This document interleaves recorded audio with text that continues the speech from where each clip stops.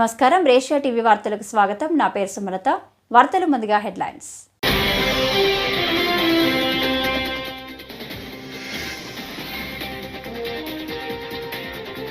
AP అసెంబ్లీలో ప్రశ్నోత్తరాల్లో అయోమయం. Speaker Ayyanna ఆగ్రహం.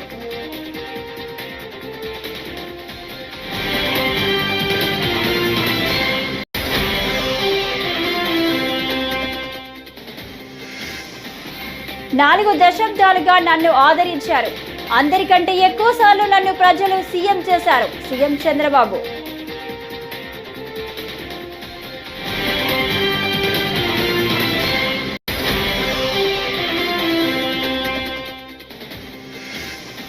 తిరుమలలో అన్యమత ఉద్యోగుల తొలగింపును స్వాగతిస్తున్నాం.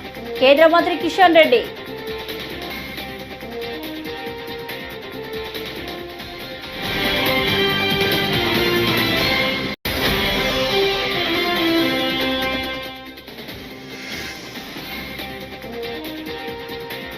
వాలంటీర్ వ్యవస్థ లేదనడం దారుణం. బొత్స సత్యనారాయణ.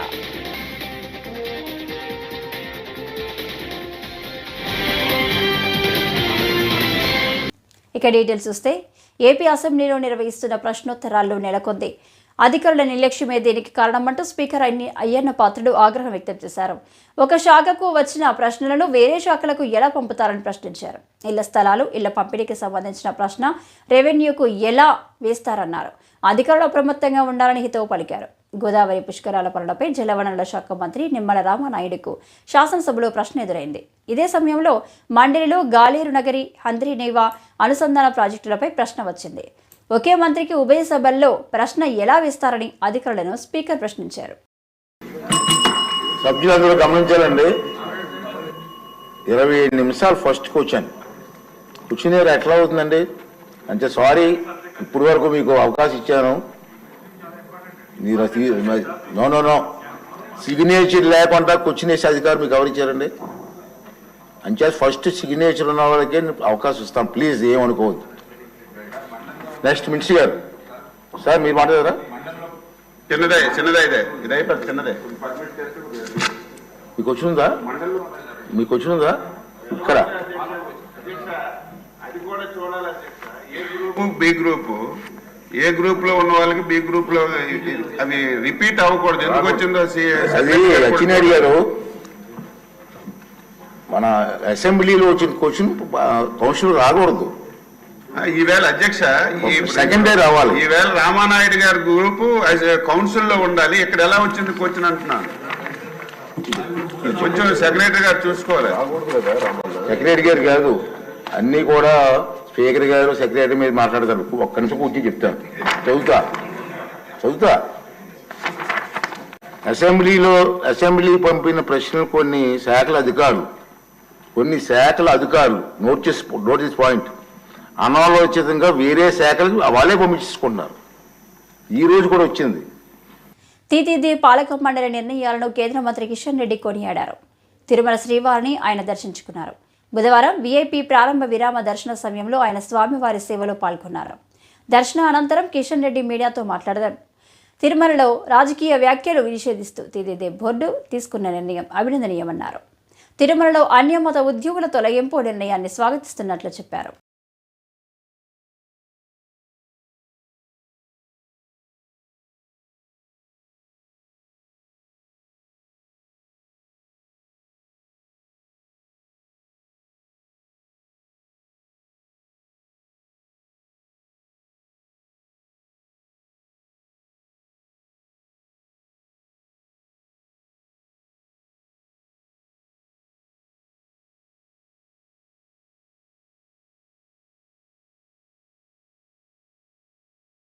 పార్లమెంట్ ఎన్నికల తర్వాత కేంద్ర మంత్రిగా నరేంద్ర మోడీ గారి ప్రభుత్వంలో బాధ్యతలు చేపట్టిన తర్వాత మొదటిసారి స్వామివారి ఆశీస్సుల కోసం రావడం జరిగింది.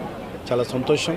ఇటీవల నియమితమైనటువంటి తిరుమల తిరుపతి దేవస్థానానికి సంబంధించినటువంటి బోర్డు మొదటి సమావేశంలో కొన్ని సానుకూలమైనటువంటి అద్భుతమైనటువంటి నిర్ణయాలు తీసుకోవడం జరిగింది. ఈ నిర్ణయాలు తీసుకున్నందుకు బోర్డు చైర్మన్ గారికి ధన్యవాదాలు తెలియజేస్తా ఉన్నాను. గత అనేక సంవత్సరాలుగా దశాబ్దాలుగా చర్చ జరుగుతున్నటువంటి అంశం. కొన్ని ప్రముఖ దేవస్థానాలలో అన్య మతస్థులు ఉంటున్నారు. కారణంగా కొన్ని అక్కడక్కడ ఇబ్బందులు వస్తున్నటువంటి విషయం మనం స్వయంగా చూశాము. తిరుమల తిరుపతి దేవస్థానానికి సంబంధించినటువంటి ట్రస్ట్ బోర్డు మొదటి సమావేశంలో అన్యమతస్థులు మరి ఉంటే వాళ్ళను వేరే ప్రాంతానికి పంపిస్తామనే నిర్ణయం తీసుకోవడం ఏదైతే ఉన్నదో నేను చాలా సంతోషం వ్యక్తం చేస్తా ఉన్నాను, హర్షం వ్యక్తం చేస్తా ఉన్నాను, స్వాగతం పలుకుతా ఉన్నాను. ఎక్కడైనా సరే ఏ మతమైనప్పటికీ కూడా వారి వారి మత విశ్వాసాలు ఉన్నటువంటి వాళ్ళే ఆ ప్రాంగణంలో పనిచేస్తే బాగుంటుంది అనేది నా అభిప్రాయం. ఇటీవల జరిగినటువంటి కొన్ని సంఘటనలు మన తిరుమల తిరుపతికే కాకుండా దేశమంతా ప్రపంచమంతా హిందువుల హృదయాలలో బాధ కలిగిన విషయం మనకందరికీ తెలుసు. ఆ రకమైనటువంటి సంఘటనలు పునరావృతం కాకుండా తిరుమల యొక్క పవిత్రతను, కోట్లాది మంది యొక్క ప్రజల విశ్వాసాన్ని కాపాడాలని నేను ఈ సందర్భంగా కోరుకుంటున్నాను. ఏపీ అసెంబ్లీ సమావేశాలు కొనసాగుతున్నాయి. ఈ సందర్భంగా 150 రోజుల పాలనపై శాసనసభలో ముఖ్యమంత్రి చంద్రబాబు నాయుడు మాట్లాడారు. ఏపీ చరిత్రలో ఎప్పుడు చూడని ప్రజా తీర్పు వచ్చిందన్నారు. 2024 ఎన్నికల్లో ప్రజల తిరుగుబాటు కనిపించదని తెలిపారు. 2024 ఎన్నికల్లో ప్రజల తిరుగుబాటు కనిపించిందని తెలిపారు. 4 దశాబ్దాలుగా నన్ను ఆదరించారు. అందరికంటే ఎక్కువసార్లు నన్ను ప్రజలు సీఎం చేశారు. ఎన్నో ఇబ్బందులు పెట్టారు. జైలుకు కూడా పంపారు. బాంబు దాడి నుంచి శ్రీవారే నన్ను కాపాడారు. నేను ఏ తప్పు చేయలేదు. సీఎం అయ్యాక రాష్ట్రాన్ని బాగు చేస్తారా అని సీఎం పేర్కొన్నారు. 9 సంవత్సరాలు అందరికంటే ఎక్కువ ముఖ్యమంత్రిగా ఉండే అవకాశం వచ్చింది. 10 సంవత్సరాలు ప్రతిపక్ష నాయకుడిగా పనిచేసే అవకాశం వచ్చింది. అదే మరి ఇక్కడ ఒకసారి రెండోసారి ముఖ్యమంత్రిగా, ఒకసారి ప్రతిపక్షంలో పనిచేసే అవకాశం ప్రజలు ఇచ్చారు. అదే ఇంకొక విధంగా దిశ అనునిత్యం కష్టపడి పనిచేయడం, నిజాయితీగా ఉండడం, అనుక్షణం ప్రజలు వాళ్ళ బిడ్డల సంక్షేమమే ధ్యేయంగా పనిచేస్తూ వచ్చాను. అందుకే 4 దశాబ్దాలుగా ప్రజలు ఆదరించారు. వాళ్లకు నా జీవితాంతం కూడా రుణపడి ఉంటానని చెప్పి మరొక్కసారి ప్రజలందరికీ విజ్ఞప్తి చేస్తున్నాను. వాలంటీర్ల అంశం ఏపీ శాసన మండలిని కుదిపేసింది. ఈ ఉదయం ప్రశ్నోత్తరాల సమయంలో వాలంటీర్ల అంశాన్ని వైసీపీ లేవనెత్తింది. మంత్రి డోలా బాల వీరాంజనేయ స్వామి మాట్లాడుతూ రాష్ట్రంలో వాలంటీర్ల వ్యవస్థ మనుగడలో లేదని చెప్పారు. 2023 ఆగస్టులో వాలంటీర్ల వ్యవస్థ గడువు ముగిసిందని, ఆ తర్వాత గత వైసీపీ ప్రభుత్వం వాలంటీర్లను కొనసాగించే జీవో జారీ చేయలేదని చెప్పారు. లేని వాలంటీర్లకు జీతాలు ఎలా ఇస్తామని ప్రశ్నించారు. లేని వ్యవస్థను ఎలా కొనసాగిస్తామని అన్నారు.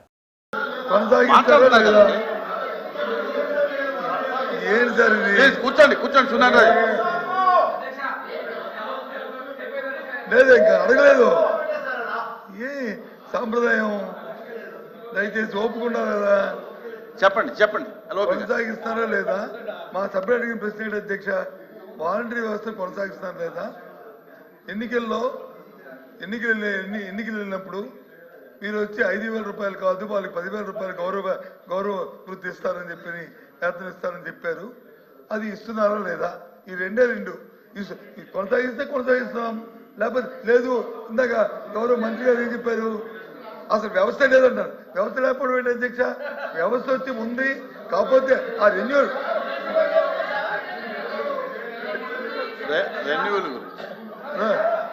లోకేష్ గారు ఇంకా సమయం ఉంది, ఇంకా చాలా తెలుసుకోవాలి. తొందర ఎందుకు? వ్యవస్థ అనేది మంత్రులు వాళ్ళు మంత్రులు ఇప్పుడు మంత్రులు ఒకసారి వ్యవస్థ వచ్చేప్పటికి యాంటీడేట్తోనే ఒక ఎన్నికల సమయం వచ్చింది కాబట్టి ఆ 2-3 నెలల్లో దానికి కొనసాగించడానికి వచ్చి ఉత్తర్వులు ఇవ్వలేకపోతే ఇవ్వలేకపోవచ్చు. ఇప్పుడు మీరు వచ్చి ఇవ్వచ్చు కదా, దాన్ని బ్యాక్ డేట్ ఇవ్వచ్చు కదా. ఇవ్వకూడదు ఎక్కడుంది? బ్యాక్ డేట్ ఇవ్వకూడదు రూల్ ఎక్కడుంది? చట్టం అంతేదా కదా, దాన్ని చేయొచ్చు కదా. నేను అంతకు వెళ్ళను. డైరెక్ట్ గా కొనసాగిస్తారా లేదా? కొనసాగించి మీరు ఎన్నికలు ఇచ్చే 10,000 రూపాయలు ఇస్తారా లేదా? ఆ 2 మాటలు చెప్పండి చాలు. చేస్తాను. ప్రపంచవ్యాప్తంగా మహిళలపైనే కాకుండా మగవాళ్లపైన గృహహింస కేసులు పెడుతున్నాయని సీనియర్ నటుడు నరేష్ ఆందోళన వ్యక్తం చేశారు.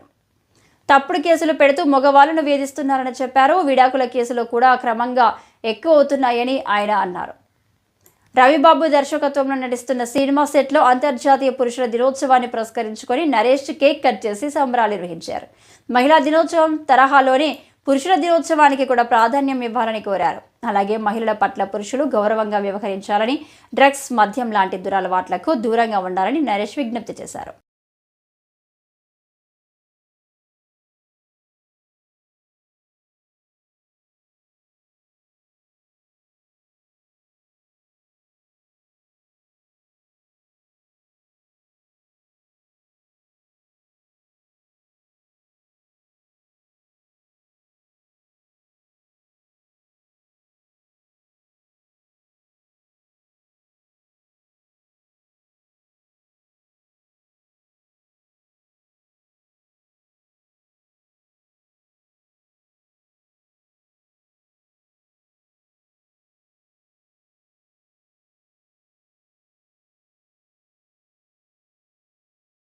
అందరం కూడా హ్యాపీగా సెలబ్రేట్ చేసుకుంటాం. అదేవిధంగా మెన్స్ డేని కూడా విమెన్ అండ్ మెన్ అందరూ సెలబ్రేట్ చేసుకోవడంతో పాటు దీన్ని ముందుకు తీసుకెళ్లాలనేది ఇవాళ మాకున్న విమెన్ మెన్ అందరి యొక్క ఒక మంచి ఒక ఆలోచనతో ఈ యొక్క ఈవెంట్ని నేను ఏర్పాటు చేయడం జరిగింది. భారతదేశంలో మన హిందూ సంస్కృతిలో లక్ష్మికి ఫైనాన్స్ ఇచ్చాం, సరస్వతికి ఎడ్యుకేషన్ ఇచ్చాం, కాళీమాతకి లా అండ్ ఆర్డర్ ఇచ్చాం. We gave great importance to women. కాలక్రమేణా రకరకాల మార్పులు జరిగినాయి. ఇవాళ వరకట్న వేధింపులు చాలా మటుకు తగ్గిపోయినాయి, సంతోషంగా ఉన్నాం. కానీ ఒక పక్క నుంచి విమెన్కి అత్యాచారాలు హ్యారస్మెంట్ జరుగుతుండగా మగవాళ్ళకు కూడా అంతే సఫర్ అవుతున్నారు. ఇవాళ మగవాళ్ళు కూడా ఈ రోజున ఈ యొక్క domestic violences cases, false cases వాళ్ళ మీద కొంతమంది పెట్టడం చాలా వరకు ఎక్కువైపోయింది. బ్లాక్మెయిలింగ్, హనీ ట్రాప్ ఇలాంటివి చాలా ఇష్యూస్ జరుగుతున్నాయండి. ఇవాళ మ్యాన్ ఇస్ స్లోలీ కొలాప్సింగ్. మీకు తెలుసో లేదో, మగవాళ్ళని ఉత్పత్తి చేసే వై క్రోమోజోమ్ ఏదైతే ఉందో స్పర్మ్లో, అది ఇట్ ఈస్ గోయింగ్ డౌన్. ఒక 1000 ఏళ్లలోనూ 500 ఏళ్లలోనూ మగజాతి తగ్గిపోతుంది. ఇది చాలా బాధాకరమైన విషయం అండి, చాలా షాకింగ్ విషయం కూడా. కాబట్టి ఇవాళ రేపు సృష్టి జరగాలి, ప్రపంచం సంతోషంగా సుభిక్షంగా ఉండాలంటే ఈ ఇరు జాతులు కలిసి ఉండాలనేదే ఈ మెన్స్ డే యొక్క ఇదండి. ఖచ్చితంగా ఇది ఎప్పుడు జరుగుతుందంటే అందరం కలిసి ముందుకు పోయినప్పుడు, ఒకళ్ళకొకళ్ళు ఉన్నప్పుడు. మగవాళ్ళకి నేను కోరేది ఏంటంటే, మనతో ఎవరు ప్రేమించినా, మనల్ని ఎవరు బాగా చూసినా, మనతో ఎవరు ఓర్పుతో ఉన్నా వాళ్ళకి మన ఓర్పుతో ఉండాలి. కడప స్టీల్ ఫ్యాక్టరీ కోసం ఏపీసీసీ చీఫ్ వైఎస్ షర్మిల వినూత్న నిరసన చేపట్టారు. కడప జిల్లా కలెక్టర్ కార్యాలయం వద్ద బుధవారం కడప స్టీల్ ఫ్యాక్టరీ కోసం కొబ్బరికాయ కొట్టి నిరసన తెలిపారు. కడప ఉక్కు ఆంధ్రుల హక్కు అని నినాదాలు చేశారు. ఈ సందర్భంగా ఆమె మాట్లాడుతూ కడప స్టీల్ అంటే కొబ్బరికాయలు కొట్టే ప్రాజెక్టు అని దుయ్యబట్టారు. రాష్ట్రంలో ముఖ్యమంత్రులు మారడం, కొబ్బరికాయలు కొట్టడం ఇదే తంతు కొనసాగుతుందని ఎద్దేవా చేశారు.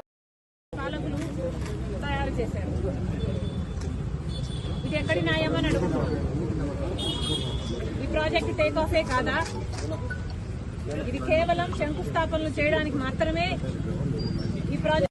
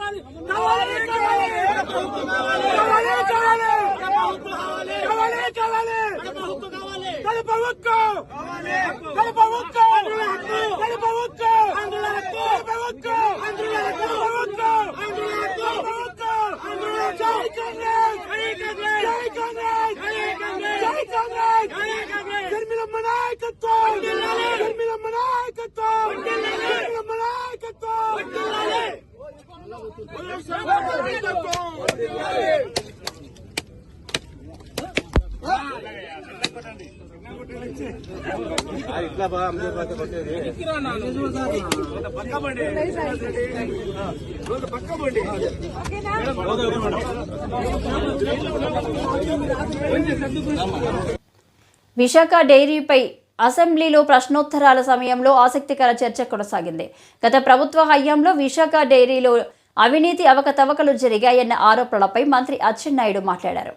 ఈ సందర్భంగా డైరీలో అవినీతి ఆరోపణలపై సమగ్ర విచారణ జరపడానికి ప్రత్యేక సభా సంఘాన్ని ఏర్పాటు చేయాలని ఆయన స్పీకర్ను కోరారు. దీంతో సభా సంఘం నియామకంపై కూటమికి చెందిన ప్రజాప్రతినిధులు మద్దతు తెలిపారు.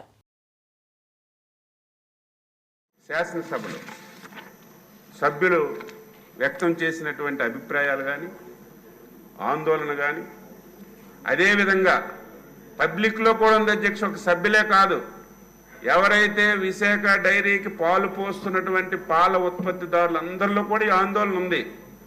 ప్రభుత్వం ఎందుకు ఇంకా పట్టించుకోవడం లేదు. అయితే నేను కూడా, మీరు నాతో మాట్లాడారు, మీ ప్రెస్ మీట్ చూశాను, అదేవిధంగా సభ్యులు కూడా నా దృష్టిలో పెట్టారు. నేను కూడా స్టడీ చేశాను, మనకి ఏం అధికారాలు ఉన్నాయి, ఎంతవరకు మనం దీనిలో ఇంటర్ఫీర్ అవ్వగలమని అన్ని రకాలుగా చూసిన తర్వాత ఈరోజు శాసనసభలో సభ్యులంతా ఆందోళన చూసిన తర్వాత నేను ఒక ప్రతిపాదన తమ దృష్టిలో పెడుతున్నాను అధ్యక్ష. విశాఖ డైరీలో అవినీతి అవకతవకలు జరిగాయనే ఆరోపణలపై సమగ్రమైనటువంటి విచారణ జరపడానికి ప్రత్యేకమైనటువంటి సభా సంఘం స్పీకర్ గారు ఏర్పాటు చేయాలని చెప్పి నేను ప్రతిపాదిస్తున్నాను. అధ్యక్ష, మీరు ప్రత్యేకమైనటువంటి సభా సంఘం పెట్టండి. ఈరోజు సభ్యులందరూ చెప్పిన అభిప్రాయాలు, ఇంకా ఎవరైనా సరే అర్జీలు ఇస్తే అర్జీలు అన్నీ తీసుకొని సమగ్రమైనటువంటి మరి రిపోర్ట్ ప్రభుత్వానికి ఇస్తే తదుపరి చర్యలు తీసుకోవడానికి అవకాశం ఉంటుంది. మీకు మళ్ళీ కోరుతున్నాను దీని మీద. రాష్ట్రంలో విద్యుత్ ఛార్జీలు పెంపుదలపై అద్దంకి టీడీపీ ఎమ్మెల్యే విద్యుత్ శాఖ మంత్రి గొట్టిపాటి రవికుమార్ బుధవారం అమరావతిలోని అసెంబ్లీ నందు జరిగిన చర్చలో వివరణ ఇచ్చారు. విద్యుత్ ఛార్జీల పెంపు వైసీపీ పుణ్యమేనని అన్నారు. వైసీపీ హయాంలో 20,000 కోట్ల రూపాయలు ప్రజలపై భారం పడిందని మంత్రి చెప్పారు.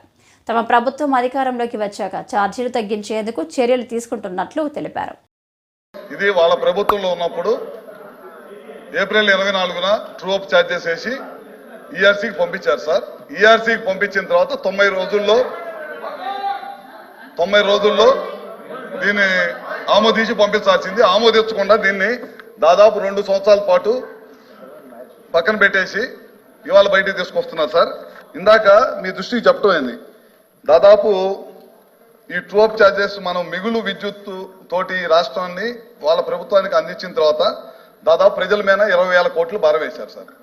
గల కారణాలు కూడా ఇందాక చెప్పడం జరిగింది.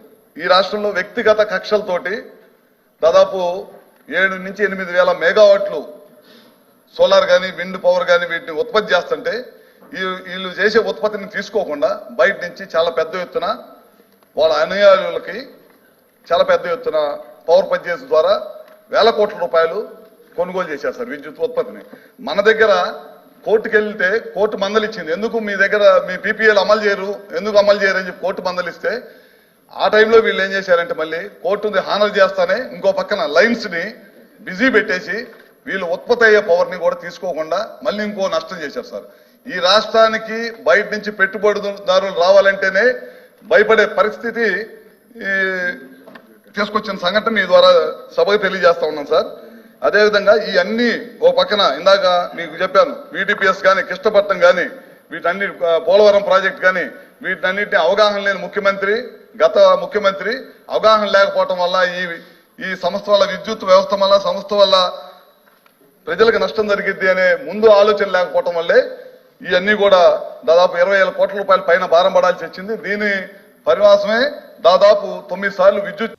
తిరుపతి రూరల్ మండలం పరిధిలో రాజకీయ నేతలు పేరు చెప్పి భూదందాలు చేస్తున్నారని బాధితులు వాపోయారు. వారి వివరాల మేరకు తిరుపతి రూరల్ మండలం శ్రీనివాసపురం పంచాయతీలో మా 22 మందికి స్థలాలు ఉన్నాయి. వీటిని కొందరు కబ్జా చేసి భయభ్రాంతులకు గురి చేస్తున్నారని వాపోయారు. గతంలో మాజీ మంత్రి పెద్దిరెడ్డి ఆయన తనయుడు పేరుతో ఇప్పుడు తిరుపతి ఎమ్మెల్యే ఆయన సోదరుడి కుమారుడు శివ చెప్పి బెదిరిస్తున్నారని ఆవేదన వ్యక్తం చేశారు. 2017లో కారపాకుల భాస్కర్ నాయుడు అనే వ్యక్తి ఎవరైతే గతంలో ఏపీ హౌసింగ్ బోర్డు డైరెక్టర్గా ఉన్నాడో తన అండతో వైసీపీ ప్రభుత్వం యొక్క అండదండలతో ఖచ్చితంగా వెళ్ళి CCLAలో మాకు ల్యాండ్ అమ్మిన ఓనర్లకు మాత్రమే నోటీస్ సర్వ్ చేసి దాన్ని అతను 1B తెచ్చుకోవడం జరిగింది. వీళ్ళు మల్టిపుల్ పార్టీస్ అయిపోయి ఒకరి మీద ఒకరు కేసులు వేసుకొని కారపాకుల భాస్కర్ నాయుడు, తుంగా బాలకృష్ణ వాళ్ళ మీద వాళ్ళ కేసులు వేసుకొని ఆ కోర్టులో ఈ కోర్టులో వేరే జరుగుతూ ఉంటే గతంలో వేరే పొలిటీషియన్ల పేర్లు చెప్పారు. ఇప్పుడు ఎవరు పెద్దిరెడ్డి గారి పేరు చెప్పినారు, వాళ్ళ కొడుకు పేరు చెప్పినారు, ఇంకేదో అన్నారు గతంలో వైసీపీ ప్రభుత్వంలో. ఇప్పుడు వచ్చేటప్పటికి ఫ్రెష్గా తిరుపతి ఎమ్మెల్యే గారి పేరు చెప్తా ఉన్నారు. తిరుపతి ఎమ్మెల్యే గారు అన్న కొడుకు ఎవరో శివ అంటే ఆయన పేరు చెప్తున్నారు. మరీ విచిత్రంగా జిల్లా ఎస్పీ అయినటువంటి తిరుపతి జిల్లా ఎస్పీ అయినటువంటి సుబ్రాయుడు గారి పేరు కూడా చెప్తా ఉన్నారు. వీళ్ళందరూ నా అనుకున్నారు మీరు ఏం బిక్తారు పీకండి అన్నట్లు మాట్లాడుతూ ఉన్నారు. Sorry for the language. అతను వాడిన భాష ఇది.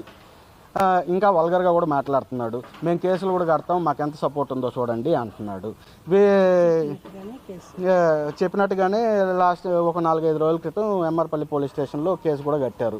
ఒక ఎమ్మెల్యే గారు, మీ ఎమ్మెల్యే గారు అన్న కొడుకు ఎస్పీ గారు మీ పేర్లు వాడుతున్నారండి, మీ దగ్గరికి మీడియా మిత్రుల సహాయంతో మీ నోటీసుకు కూడా తీసుకొస్తున్నాం. ఇవి ఎంతవరకు నిజం, ఈ తుంగా బాలకృష్ణ అనేవాడు ఎంతవరకు నిజం అనేది మీ నోటీసుకు తీసుకొస్తున్నాం అండి. మీరే న్యాయం చేస్తారనుకుంటున్నాం. మరి కేసులో మాతో పాటు ఎమ్మెల్యే సుగుణమ్మ పేరు, వాళ్ళ రెండో కూతురు పేరు, వీళ్ళందరూ కూడా కలిపి వేస్తున్నాడు. మాకు వాళ్ళకి ఏం సంబంధం, అసలు ఈ ల్యాండ్కి వాళ్ళకి ఏం సంబంధం కూడా మాకు అర్థం కావట్లేదు. రాష్ట్ర ప్రభుత్వం తక్షణమే సివిల్ సప్లైలో పనిచేసే హమాలీల జీతాలు పెంచాలని సిఐటియు జిల్లా అధ్యక్షులు ఎం సుందరబాబు ప్రభుత్వాన్ని డిమాండ్ చేశారు. గోపాలపురం సివిల్ సప్లై పాయింట్ వద్ద సిఐటియు ఆధ్వర్యంలో కార్మికులు నినాదాలు చేస్తూ మంగళవారం నిరసన తెలిపారు. కార్మికులతో ప్రభుత్వం చేసుకున్న ఒప్పంద కాలం పూర్తయి 11 నెలలైనప్పటికీ స్పందించకపోవడం దారుణమన్నారు. తక్షణమే హమాలీల జీతాలు పెంచాలని అన్నారు. ఆంధ్రప్రదేశ్ పౌర సరఫరాల సంస్థ గోపాలపురం ఎమ్మెల్యేస్ పాయింట్ దగ్గర సిఐటి ఆధ్వర్యంలో ఈ రోజు కార్మికులకి రాష్ట్ర ప్రభుత్వం చేసినటువంటి నూతన వేతన ఒప్పందాన్ని వెంటనే చేయాలని, పెరుగుతున్న ధరలకు అనుగుణంగా యూనియన్ ప్రతినిధి వర్గంతో చర్చించి రేట్లు పెంపుదల చేయాలని డిమాండ్ చేస్తూ ఈ రోజు ఇక్కడ సిఐటియు ఆధ్వర్యంలో ఇక్కడ ధర్నా కార్యక్రమం నిర్వహించడం జరిగింది. మరి రాష్ట్ర ప్రభుత్వం ఓ పక్కన పెద్ద ఎత్తున నిత్యావసర వస్తువులని ధరలు పెరిగిపోతున్నా కంట్రోల్ చేయకోకుండా కార్మికులకి ఇస్తున్నటువంటి పాత రేట్ల మీద బతకాలనే ఉద్దేశంతో ఈ రోజు చాలా నిర్లక్ష్యపూరితంగా వ్యవహరిస్తున్నటువంటి పరిస్థితి ఉంది. కార్మికులకు ఇవ్వాల్సినటువంటి పెంపుదల చేయాల్సినటువంటి జీతభత్యాలు పెంపుదల చేయకుండా ప్రభుత్వం ఈ రోజు రాష్ట్రంలో అసెంబ్లీ సమావేశం నిర్వహిస్తున్నటువంటి పరిస్థితి ఉంది. ఈ ప్రభుత్వం అధికారంలోకి వచ్చి ఈ రోజు 150 రోజులు దాటిపోయినా కూడా ఈ రాష్ట్రంలో ప్రధానంగా ప్రజలందరికీ దిగువ స్థాయిలో కింది స్థాయిలో ఉండి పనిచేస్తున్నటువంటి కార్మికులు ఈ రోజు పౌర సంస్థలలో ఉన్నటువంటి హమాలీ కార్మికులు కోవిడ్ కాలంలో గానీ ఏ కాలంలో అయినా సరే ఎండొచ్చినా వర్షం వచ్చినా ఎన్ని ఇబ్బందులు వచ్చినా కూడా సకాలంలో ప్రజలకి. సైబర్ మోసాల సంఖ్య రోజురోజుకు పెరుగుతున్నాయని మోసగాళ్లు కొత్త తరహాలో మోసాలకు పాల్పడుతూ ప్రజల నుండి డబ్బులను దోచేస్తున్నారని విజయనగరం జిల్లా ఎస్పీ వకుల్ జిందాల్ అన్నారు. ఈ తరహా మోసాలను నియంత్రించేందుకు బ్యాంకు అధికారులు కూడా సకాలంలో స్పందించి తమ వంతు సహాయ సహకారాలను పోలీసు అధికారులకు అందించాలని కోరారు. మంగళవారం జిల్లా పోలీస్ కార్యాలయంలో బ్యాంకు అధికారులతో ఎస్పీ సమావేశం నిర్వహించారు. Number of victims they are very fold as compared to the traditional crime. So cyber crime has become a big menace for the society as well as for the police department as well as for the public. So that they are targeting each and everybody. So andarki phone calls vastunayi edo vidhanga kotta